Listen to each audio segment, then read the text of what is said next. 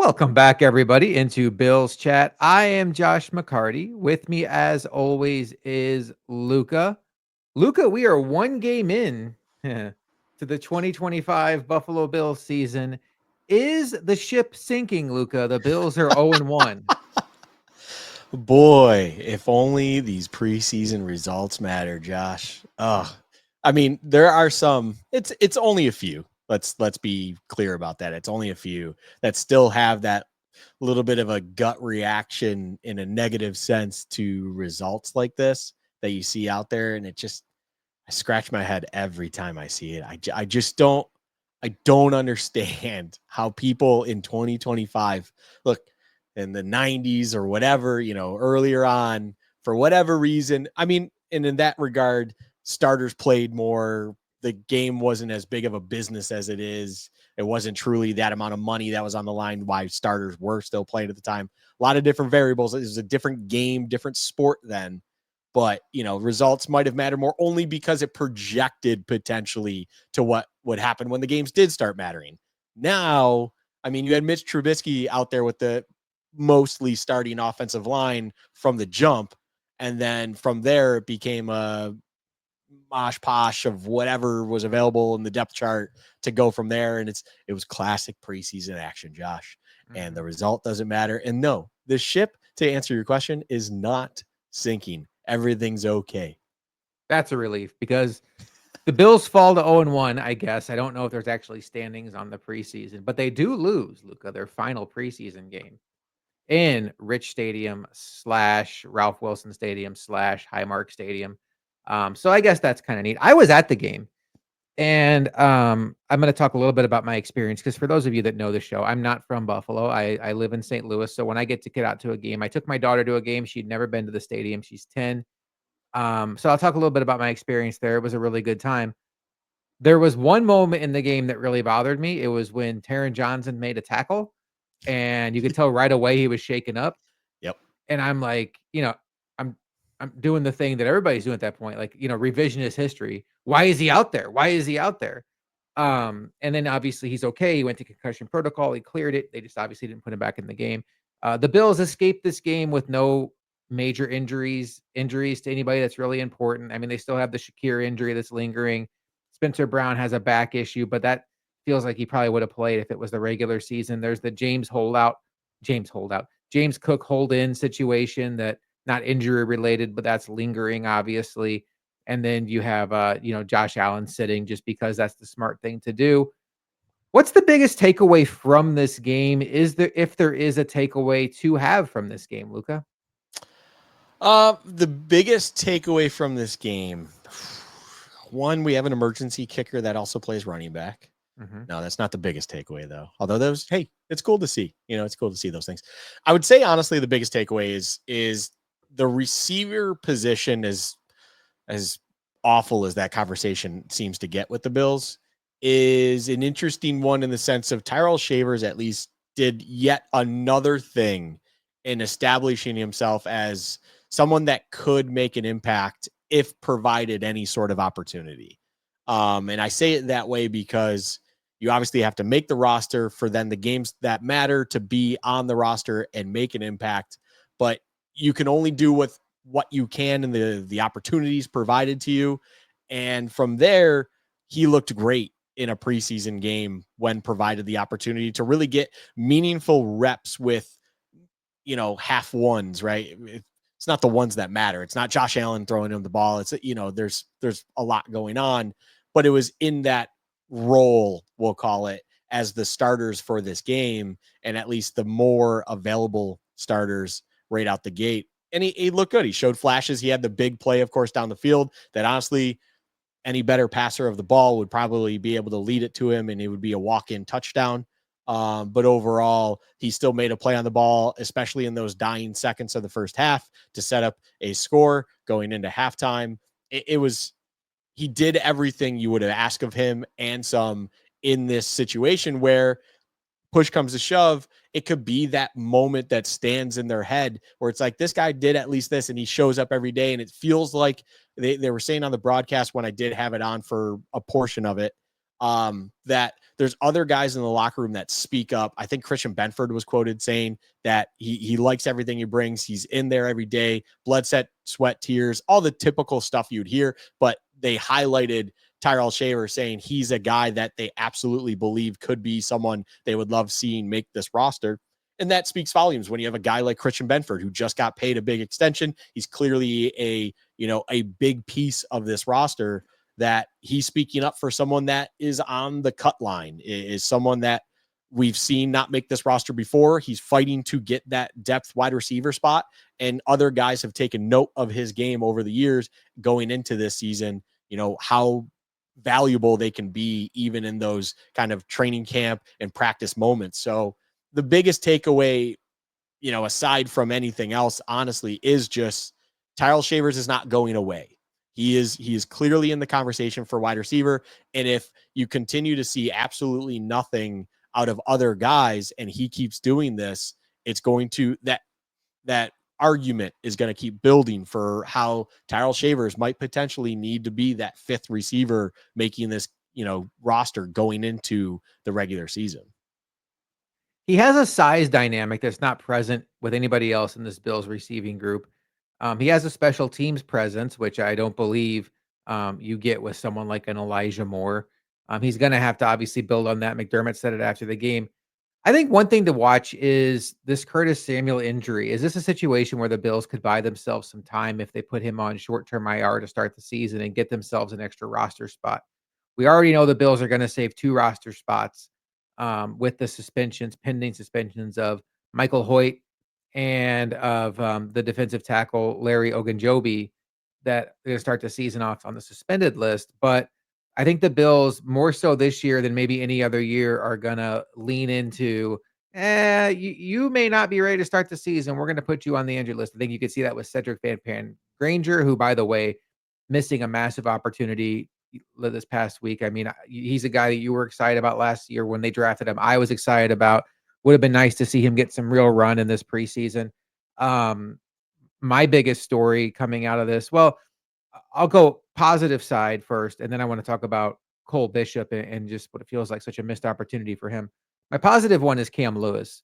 I think for the longest time, Cam Lewis has been one of those guys that Bills fans, media are just like, sure is going to be his time to be off the roster. And I feel like a lot of that dates back to that Justin Jefferson play, which when the best receiver on the planet maybe makes a play on you, sometimes you just have to tip your cap. It was an amazing play. But Cam Lewis started the game at safety. Cole Bishop and Taylor Rapp were both out. We'll get to Cole Bishop in a bit. Then when Taron Johnson goes down, Corey Couch comes in to play boundary corner. Cam Lewis kicks down to nickel slot. Luka, he's making this team. He's their third safety. He is their, I mean, if you want to say DeMar Hamlin, I guess, but he's their third safety. He's their primary backup slot corner, and he's one of their best special teams players. And he's cheap. He can play any position on the defensive backfield to get you out of a game. He's going to back up Taron Johnson. He can back up Taylor Rapp and Cole Bishop. Cam Lewis is making this team. It might come at the expense of a DeMar Hamlin. It seems like Jordan Hancock's going to make this team too. But the Bills are going to have a lot of tough decisions at defensive back, but I would be stunned at this point if Cam Lewis isn't a Bill in 2025. Yeah, it felt like the conversation for Cam Lewis being expendable felt linked to the Jordan Hancock selection. Mm-hmm. And now all of a sudden it does appear like Cam Lewis's versatility is just too valuable to be attached to a rookie coming in and just taking that spot like for like. And rather, why not just have 2 kind of gadget-like defensive backs on this roster and instead, take the one that's kind of handcuffing you. It's not a handcuff. Obviously, it's just DeMar Hamlin is just a pure safety. That's the only thing he is capable of doing. And from there, he becomes the expendable one, for instance, and you just rely on Hancock and Cam Lewis to have that versatility to get you out of more issues and more game day issues, as well as just roster issues throughout a season, depending on how injuries break down. So I find it fascinating that Cam Lewis's value is surpassing what it felt like before the Hancock injury or pick, I should say. Sorry. Yeah. Now after the selection of Hancock, it's still present that it's like, no, McDermott likes it's funny. It's everybody eats on offense, find guys who can play multiple roles, do multiple things. That conversation happens on offense. And it feels like McDermott just feels that way about all of football. He wants guys who can play a lot of different things, go in a multitude of different situations, and be able to handle whatever it is put in front of them and do it at a high level. And Cam Lewis might not do it at a starter caliber level, but in a game, something happens. Cam Lewis comes in, or hopefully Hancock turns into this too. These guys you can at least depend on to break glass in case of emergency, get you out of it, and do it at least at a somewhat high-end level. And I mean that in the sense of it's not, holy shit, they're going to get targeted 20 times by Mahomes on the other side. That will probably happen, but at least they'll make a play here or there, hopefully for you, because they're comfortable in that situation. They're comfortable with whatever they're being asked to do so. So I personally kind of love that. I like being able to value guys because they really don't fit just one or two holes in a roster. They fit a multitude of them. They can play in different facets of the game. They when you have to be very smart with your money on the bottom part of the roster, those guys do just increase in value. And in turn, it feels like the staff and everyone in that building understands that concept very, very well. And Cam Lewis is just, as you said, he's going to most likely make this roster, and he is seen as an incredibly valuable depth piece for this team, just as he has been. And I'm not totally against it. It's, do I want Cam Lewis playing 4 consecutive games as a starter? Hell no. But also at the same time, he's going to be able to get you out of a pinch when needed. And he has shown he's been able to do that. And he apparently will continue to do that. And then Hancock eventually will probably flip him. But from there, having both of them is far from an issue. Speaking of safety, Cole Bishop was supposed to be the guy starting opposite Taylor Rapp this season, and I still think that will be the case. And for what it's worth, he was out there in uniform, warmed up with the team. James Cook did too. Dorian Williams did too. Somebody else who was hurt did too. It was Josh Allen did as well. Curtis Samuel warmed up too, and Josh Allen, obviously. But now you're in a situation where he missed about half a training camp. He missed the first preseason game. If he misses again this week, he's going to miss this is the week that they're scrimmaging against the Bears live, I believe. So that's valuable reps. At some point, you have to ask yourself, will the real Sean McDermott stand up and say, okay, enough's enough. Like, as much as I wanted you to win this job, I can't trust you with this job. We have someone like Damar Hamlin who is ready to go. Now, I will say this. McDermott gets a lot of hate for trusting his guys and making young players come in and earn it. I will say that 2 years ago, when Christian Benford and Terrell Bernard were both injured all of training camp, and Kyrie Elam got all the reps, and Tyrell Dodson got all the reps, and the week of the first regular season game, if these guys hadn't practiced at all, McDermott named them both starters. So I don't think McDermott's scared of seeing what's behind door number 3. And it really comes down to how much does he trust Damar Hamlin. I still, if I had to predict, would say that Cole Bishop will be a starter week 1 if he's healthy. But Luka, it's at least concerning that a second-year player that the Bills obviously have very high hopes for is missing such a massive piece of the development season. I mean, it's both years now. He missed a chunk of the training camp and preseason season. Sounds weird to say it that way. He missed a chunk last year, and now the same thing is happening this year, where sure, it's concerning. Overall, what I would how do I say it? What I would steer caution to anyone that is genuinely concerned over it is Cole Bishop at least had an entire offseason to prepare for it this time. It's not like last year where, of course, you're drafted in April. You kind of have to go through the rookie motions. going into it, and you don't have a relaxed offseason, being in the system, being an NFL vet now at that point, and being able to just work at your craft for that entire time between what ended last season and when you came into camp this season. So there's been a lot of work put in that would allow McDermott feel like he is the guy that they want to win that job. It's not just on hope that he put him down on paper. Hey, Cole Bishop's going to be our starter. I am sure conversations and meetings and offseason workouts and all of these things have led to McDermott feeling comfortable that that's where it needs to be. So if for whatever reason, let's say the reality is Cole Bishop has another week with very limited, if no reps at all with the Bears, gets to the preseason game, doesn't play preseason game number 2, there's some concern there. But ultimately, I would say that as long as Cole Bishop makes it healthy to week 1 of the regular season, he will be the guy. I genuinely believe, kind of even for the reason that you laid out from a couple of years ago, it's one of those things where there's a reason that he wants him to win this job. He was listed as a starter going into it. If he is 100%, or if he is healthy enough come week 1, he is the guy for a multitude of reasons, and it makes a lot of sense. And I am A-okay with that, because there was a long offseason where he probably put in a lot of work getting ready for this kind of promotion, and he should be ready to go, even if the reps were a little limited again this preseason. One veteran, well, a couple veterans that I think are in trouble-ish.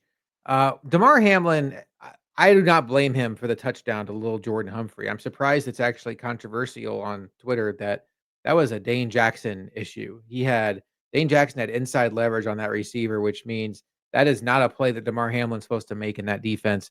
I know people say that he was jogging near the end, but you could run full speed if you want to. If the play was set up where if Humphrey catches the ball, it's a touchdown. The play was in the end zone. So Hamlin running full speed, unless, I mean, you never want to loaf. I get it. You run full speed, maybe the ball bobbles around and you get there and pick an interception. I get it. But to act like that he wasn't involved in the play because he should have been. I mean, Micah Hyde in his prime isn't making that play. Ed Reed in his prime isn't making that play. Um, Dane Jackson. I know that a lot of us are like, "Hey, this is a guy that started a bunch of games in the system, and what a good guy to have as insurance." But I got to be honest, Luka. I have some Dane Jackson PTSD from the past, where it's like he's in position and doesn't make the play. We've all talked about Dorian Strong, how good he's been in preseason, how strong of a pick that was. Maxwell Harrison, obviously, first round pick's going to be on this roster. And I look at a guy like Corey Couch, who I thought had a good argument for making the roster last year. This year, another guy that seems to be higher on the depth chart than a lot of people realize right now. I'm at a point with Dane Jackson.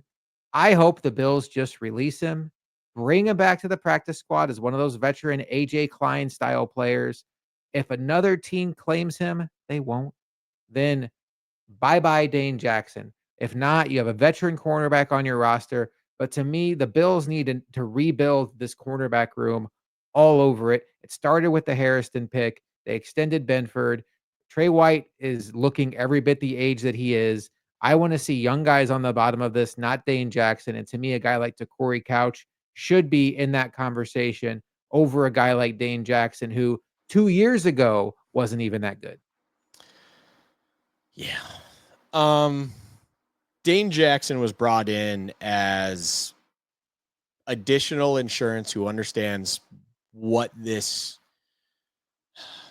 building is like, how it operates. It's another individual that can kind of show by example to a McDermott standard what the expectations are for guys who might be less familiar. And ultimately, I believe there's a value in that. And the value is not anything that should be sniffing the roster or is getting any sort of minutes. And really, it's to bring up those inexperienced individuals and just be around them, be a resource for them, whatever it is, to make them more comfortable with this building, with this team, this organization, the coaching staff, whatever it is. It's another friendly face. I mean, bringing Trey White back, there's a little bit more value in him coming back, but it's a similar vibe in the sense of yet another individual brought into the building who was here for a very long time, holds himself to a high standard, holds everyone else to a high standard, and can also help make people who are not familiar with how things operate around here understand how things operate around here. And those kinds of guys are important-ish, but also, in the sense of what we're talking about in the depth of corner.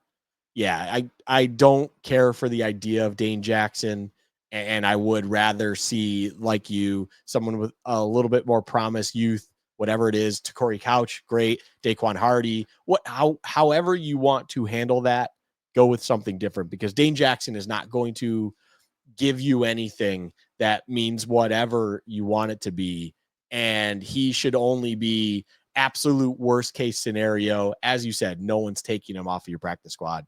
Put him on the practice squad. Just, he can sit there. He can have a good old time in the building still. And if you are in such dire straits at the corner position that you need to bring him up, he is there, and at least he's somewhat familiar. But that should be something that is on the very back burner of your brain. Like, this is not someone that should be making this. And I would love to see another direction gone, because Dane Jackson just, I think there's a reason he's back and he's here. And that's because this is the only place that probably would have wanted him for any reason to be back in their building. So take it for what it is.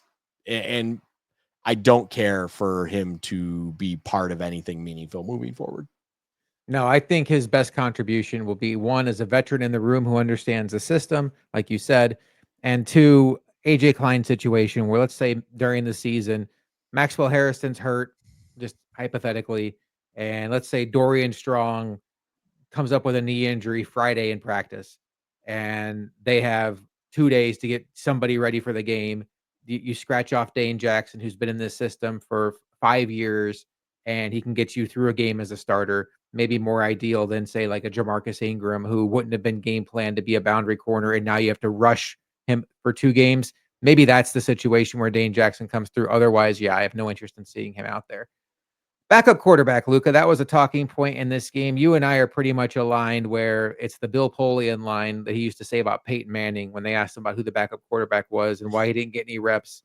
And Bill Polian said, for lack of a better word, if 18 goes down, we're fucked, and we don't practice fucked.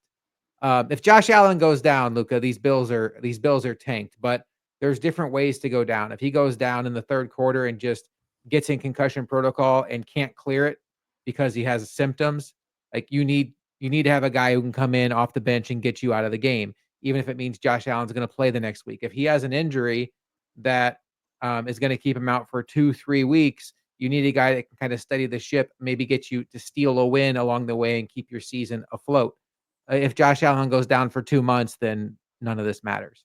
So the Bills don't need to go out there and invest highly in a Tyrod Taylor or a Joe Flacco or something like that. But with that said, as far as backup quarterbacks go, you have 2 guys in Mitch Trubisky and Mike White who have started games in this league, started big games in this league. Mitch Trubisky was a former top 5 pick that has started 2 playoff games. I think both of them are pretty underwhelming players. I give the edge to Trubisky because, one, he's one of Josh Allen's best friends. That means something to me as far as like a buddy on the sideline. 2, he has mobility like Josh Allen, so you can kind of run similar offensive concepts if he's in there. You can do some things with his mobility. And 3, I just think he's got a better arm. He's got better deep accuracy, if you will. And I know he left some of those balls a little bit short where maybe Shavers could have scored, but ultimately, I'm not going to lose too much sleep over what the Bills decide at backup quarterback, but I'd be pretty stunned at this point, not just because of the preseason game, but just because of what I think Mike White would have to do to overtake him if Mitch Trubisky's not the backup quarterback. That very last point you made, I think, is the most important point, or the most critical point as to what needs to take place for anything to happen differently with this backup quarterback position. Mike White is not going to really have the opportunity or be able to take advantage of the opportunity presented to win this position and really kind of emphatically impress everyone to be like, you have to go with me instead of Trubisky. It feels like Trubisky at least is serviceable enough, understands everything enough, and does good enough in the loosest way of the term, job to get you by ish for that position. And Mike White just can't even get to that level, it feels like.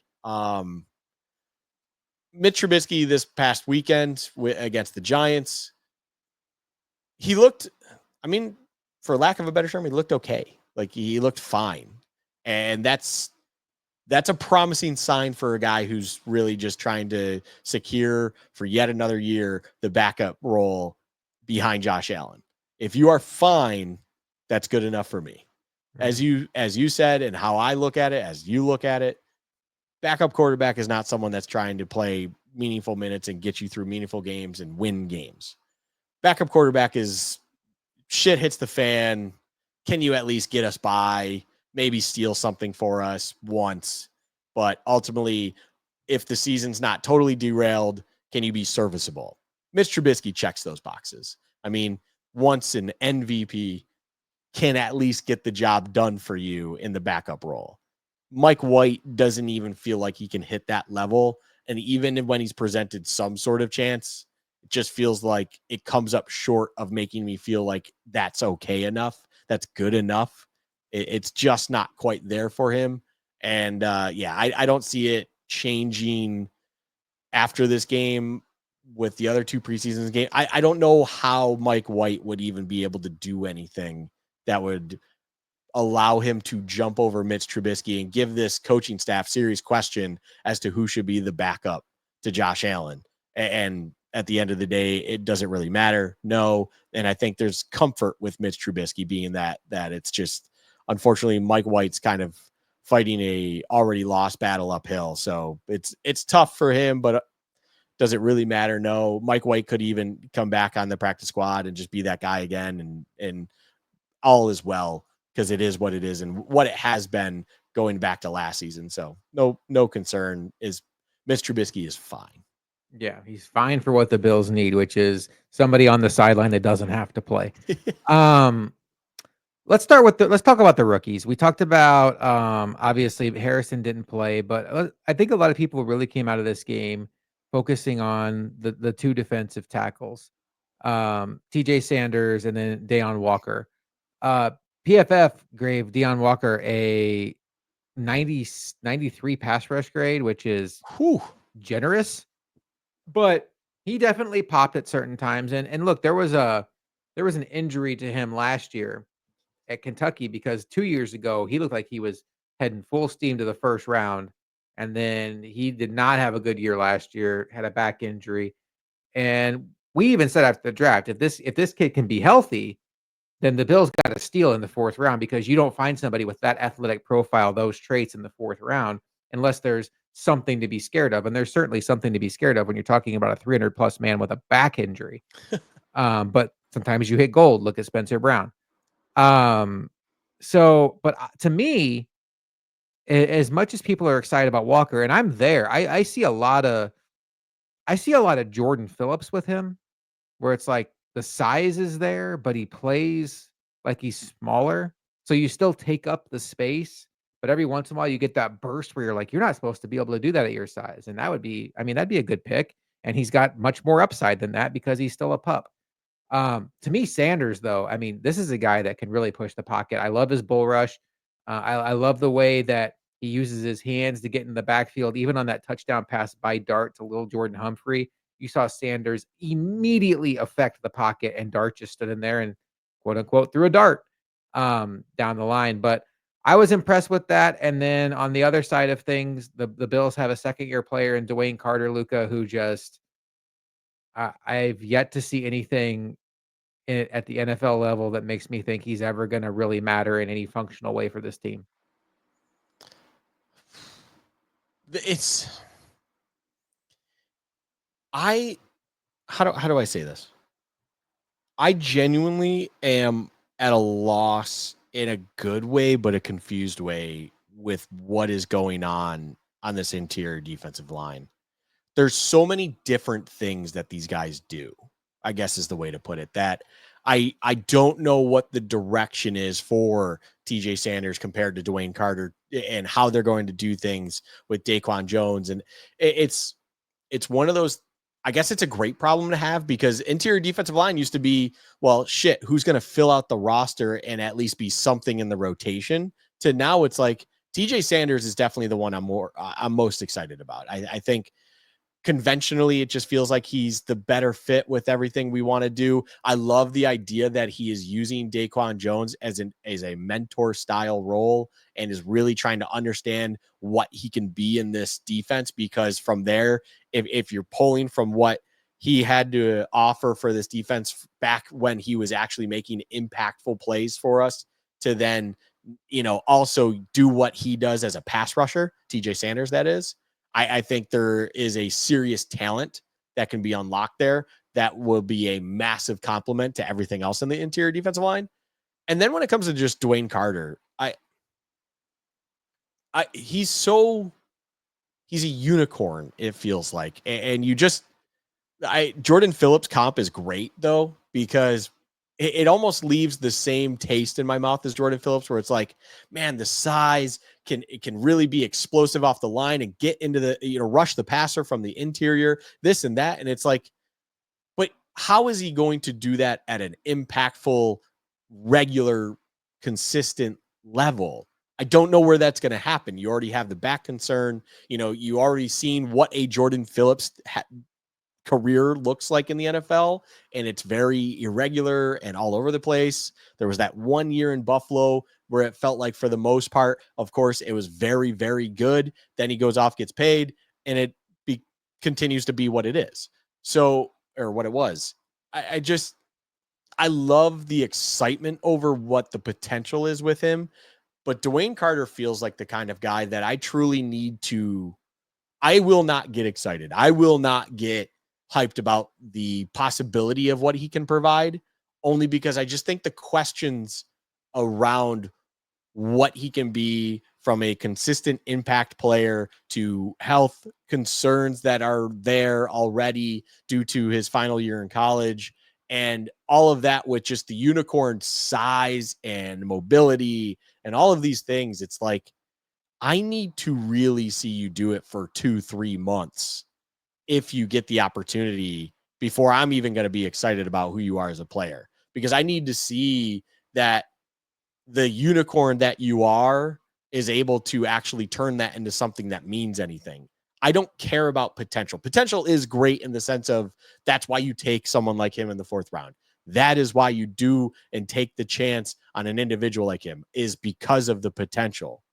But now that he's here, he is the draft pick and everything like that, I'm not going to sit here and get excited about that as if it's going to be a surefire part of the rotation, provide those big time sacks on the interior, be a big time disruptor from the inside, and do what it is that we saw in flashes in a preseason game all of a sudden, and what we hear is happening in training camp from time to time. It's like, no, I need to see it truly happen on meaningful reps in meaningful games for a stretch of time before I myself will get excited about it, because it feels like the TJ Sanders of the world is going to be a lot more sustainable and realistic in what they can provide you at a high end. And Dwayne Carter could truly be a roller coaster of emotions when it comes to what he's providing you, just due to a multitude of things that it just feels like it's hard to pinpoint where his success has come from in the NFL in years past. It's also just like, it's kind of like how I feel about the one Tampa Bay Buccaneers draft pick out of Florida, who's like 430 pounds, and they're trying to make him really lose weight. It's like, it's because you've never seen anyone succeed at that weight in the NFL. And it's like, you need to see him come down. But then at the same time, the potential that's exciting about him is he's the biggest human being you would ever have at nose tackle. So, like, why not just see what that provides you? Well, it's because he gives you one snap and all of a sudden he has to take 3 downs off. That's the reality of it, most likely. And that's pretty useless to you. So I'm not comparing Dwayne Carter to a 460-pound human being. But overall, there's a reason that these guys are unicorns, and they're really just one of ones, and there's a lot of potential with them. It's because it's too much of an unknown to also get excited over, in my opinion. One thing that I think we're both really excited about is Tuesday's edition of Hard Knocks. Did you watch the first episode, and what was your primary takeaway? Yes, watch the first episode. Primary takeaway is Hard Knocks is still pretty boring. Yeah, No. yeah. Even when it's your team, it's boring. It's a very dry piece of content. I will say this though, Hard Knocks is perfect in training camp in August, when you're craving that kind of content, just to continue to solidify the foundation of your NFL fandom and get you ready for kickoff weekend. That's also why I don't partake in the regular season Hard Knocks when they're in season with that. It's like, I'll watch the clips, and when they're talking about them on McAfee and stuff, it's like, that's enough. I don't need to sit down and watch this. But for the Bills, for the preseason, I watched it. I did watch it. I will continue to watch it, of course. Takeaway is KJ Hamler's a big Temu shopper, and just doesn't understand how to get a grown-ass man scooter. And also that Trey White is the happiest son of a bitch to be back in Buffalo. And that's cool. It's cool that something like that sticks with him to the point where he truly wants to prove himself, but also he feels appreciated the most here, where he obviously found most of his career success and everything like that. And after a year off and recovering from multiple injuries at that point, he is back. He feels great, and he's just happy to be here. And the other aspect of it all is individuals like him, Allen, everyone else just continue to reinforce how they truly value that training camp environment, being at a college away from everything, where they can truly just focus on and lock in on football and each other as a team and all of that, stuff that it's fun to see, just ultimately that these guys truly are what they say, when sometimes it feels like they're kind of giving you media talk and they're just giving you the same old BS. It's like, no, when you get Hard Knocks and the cameras are out and, they're aware of it, but at the same time, it's like you're going to get them more genuine, of course. And it feels like everything we see in the media, everything we've seen when it comes to Allen and everyone else, Deion Dawkins, of course, they are exactly who we think they are and who we know them to be. And that's honestly cool, because that at least tells you your team is genuine, it's real. And when they tell you that they are a tight unit and they love each other as a team and stuff like that, they mean it. And Hard Knocks is just another example of something that's solidifying that understanding of who this team is. I wonder. I would bet we get some interesting nuggets this week on the James Cook situation. Like, do Hmm. they have McDermott and Bean's reaction when his agent calls and says, "Well, he's not going to practice now"? Yeah. And I wonder what that looks like behind the scenes. Because if you don't get that, then what's even the point of all this? So I'm very curious to see what happens there. And then obviously we'll get the guys that were mic'd up for the preseason game. I mean, the crew was there on hand. You mentioned Trey White. I mean, he is just such a light on the sideline. There was one point he was going around giving all the coaches glasses of water. I saw that. That was pretty funny. He was waving at kids. He was just, you're right. He's the happiest person in the world to be back in Buffalo. Next up for these Buffalo Bills, Luca, is a showdown with the Chicago Bears on Sunday at 7 p.m. But all week long, the Bills will be practicing with the Bears in these scrimmages that I think they make me nervous. We've already seen fights. I just don't like the fact, especially when you have a team in the Bears that are kind of young, up and coming, new coach. You have a team like the Bills that have, been on the cusp, and, they are kind of like a measuring stick team in the league.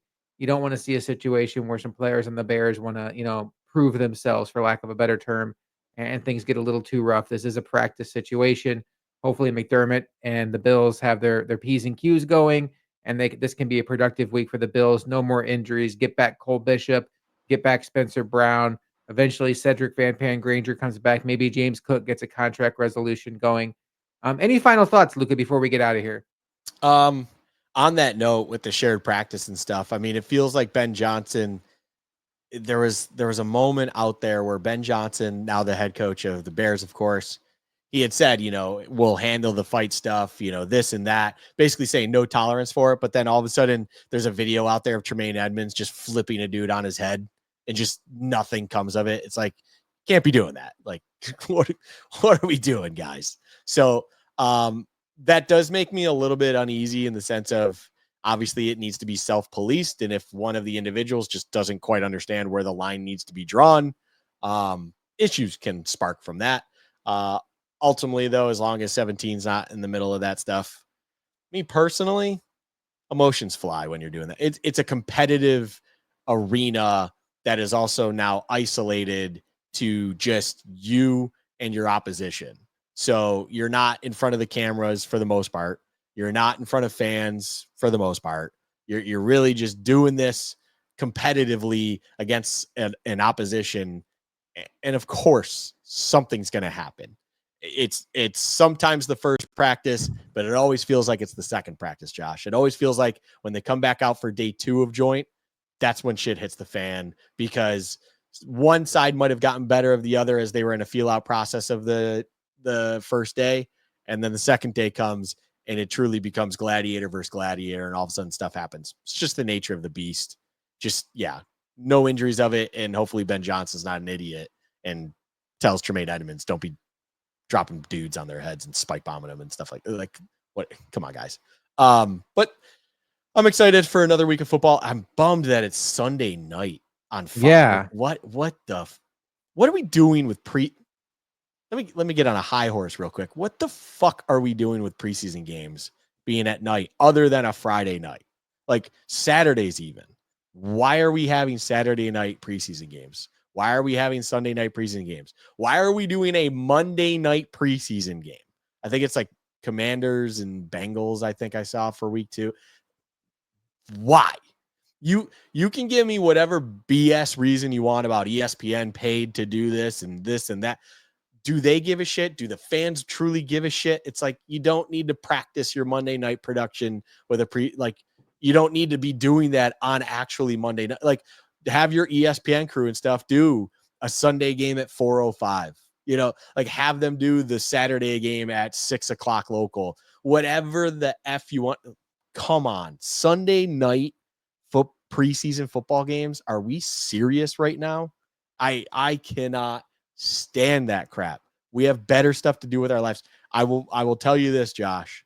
I'm going to be relying heavily on you when we record next, because it is probably pretty certain that I will not be spending my time right before we get behind the mics again watching too much of that game. I will watch some, of course, especially because I expect we will hear Josh Allen might play a drive or whatever it is, as long as everyone's healthy and on the offensive line primarily. And it's like, if that happens, of course I will watch, but I won't be tuning in for all 4 quarters. And I just think that's total bullshit. So we'll be recording at 11 o'clock on Sunday night after the game goes final. I think we could just log in like at, third quarter. We're fine. Yeah, we're not waiting for the final whistle of that game. I'm pretty sure once it gets to third quarter, Josh, we'll be able to take away what we need to take away from that game. Luka and I will be pretty obnoxious if Luther Burden makes a big play in that game.